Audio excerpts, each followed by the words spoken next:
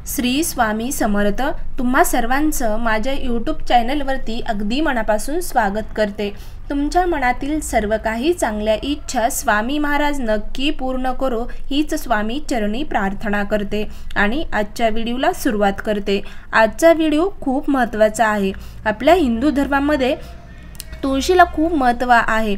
प्रत्येकाच्या अंगणामध्ये तुळशीचं रोपटं असणं अत्यंत महत्त्वाचं आहे। पण कधी काय होतं की आपल्या घरातली जी तुळस आहे ती आपल्याला कितीही पाणी घातलं तरी सुकल्यासारखी दिसते, गळून गेल्यासारखी दिसते।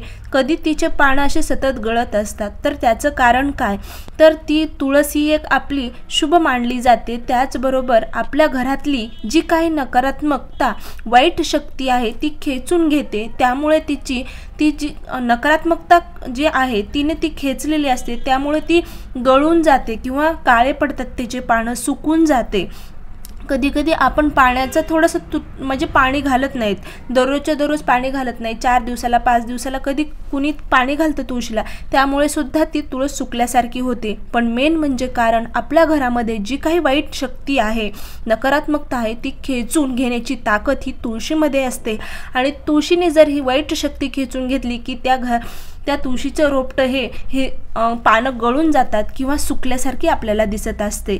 तर त्या सुकलेल्या तुळशीला ताजं करण्यासाठी म्हणजे हिरवेगार तिचे पानं बनवण्यासाठी आपल्याला काही उपाय करायचे आहेत। जर का तुम्ही हे उपाय करून बघितले तर नक्कीच तुमच्या घरातली अंगणातली जी तुळस आहे ती फुलेल, हिरवीगार दिसेल। तर काय उपाय करायचे आहेत बघूया। तर आपल्याला काय करायचं आहे, हा उपाय आपल्याला दररोज करायचा नाही, 15 दिवसातून एकदा करायचा आहे। पण तुळशीला पाणी दररोज नित्य नियमाने सकाळी घालायचं आहे। तर आपल्याला काय करायचं आहे, तुळस हिरवीगार होण्यासाठी 1 चम्मच हळद घ्यायची आहे, 1 कप पाणी घ्यायचं आहे आणि ते 1 चम्मच हळद आपल्याला त्या पाण्यामध्ये मिक्स करायची आहे। आणि ते पाणी जे आहे ते तुळशीच्या जे रोपटं आहे ना, तुळशीचं रोपटं त्याच्या मुळापाशी आपल्याला म्हणजे मातीमध्ये त्या पाणी टाकायचं आहे। कुंडीत आपण तुळस लावत असेल तर त्या कुंडीमध्ये आपल्याला त्या तुळशीच्या भोवती हे पाणी टाकायचं आहे। कारण हळदीमध्ये अँटीबॅक्टेरियल जास्त प्रमाणात असते आणि हिरवगार तुळस ही हिरवगार होण्यासाठी आपल्याला मदत होते हे हळदीमधून। तर हळद हे आपल्याला हळदीचा उपाय 15 दिवसातून एकदा करायचा आहे। जर पानं जास्तच काळे दिसत असतील, सुकलेले दिसत असतील तर दुसरं काय करायचं, तर ते आपण हळदीचं पाणी जे केलेलं आहे ते एका बॉटलमध्ये भरायचं आहे आणि असं स्प्रेड करून त्या बॉटलला छिद्र पाडून आपल्याला असं स्प्रेड म्हणजे फवाऱ्यासारखं आपल्याला त्या हळदी आपल्या तुळशीच्या पानावरती टाकायचं आहे, फवाऱ्यासारखं फिरवायचं आहे। तर दुसरा उपाय काय करायचा आहे, चुना घ्यायचा आहे।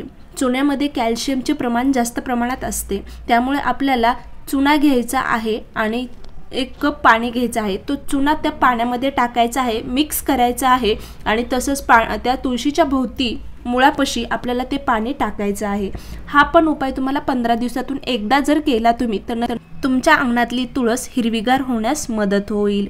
त्यानंतर आता तिसरा उपाय आपल्याला काय करायचा आहे की तिसरा उपाय म्हणजे आपण चहासाठी जी पत्ती वापरतो, कोणतीही पत्ती असू द्या, आपण चहामध्ये पत्ती वापरल्यानंतर ती पत्ती टाकून देतो, तर ती पत्ती जी आहे ती टाकून देऊ नका, स्वच्छ धुवा। कारण त्याच्यामध्ये आपण चहामध्ये साखर वगैरे टाकलेली असते, त्यासाठी ती पत्ती स्वच्छ धुवा, थोडीशी सुकवा आणि त्याचं खत म्हणून आपल्याला तुळशीसाठी वापर करायचा आहे।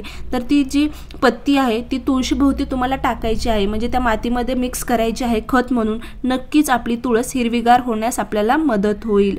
त्यानंतर आपल्याला नित्य नियमाने संध्याकाळी तुळशीजवळ दिवा लावणं सुद्धा अत्यंत महत्त्वाचं आहे। आपल्या तुळशीसमोर कधीही तुळशीच्या रोपट्यामध्ये कधीही कुंडीमध्ये कचरा वगैरे साचू देऊ नका। सतत आपली तुळस घरातली स्वच्छ असावी, फुललेली असावी, हिरवीगार देखील असावी। नित्य नियमाने तुळशीजवळ दिवा देखील लावत जा। तर या प्रकारे उपाय नक्की करून बघा, नक्कीच तुमची तुळस जर म्हणजे काळी पडत असेल किंवा पानं गळत असतील किंवा सुकलेली वाटत असेल तर तुम्हाला मदत होतील हे उपाय। तर या प्रकारे आजचा व्हिडिओ होता। खरंच व्हिडिओ आवडला असेल तर नक्की लाईक करा, शेअर करा आणि सबस्क्राईब करायला मात्र विसरू नका। कमेंटमध्ये नक्की लिहा श्री स्वामी समर्थ, जय जय स्वामी समर्थ। अवधूत चिंतन श्री गुरुदेव दत्त।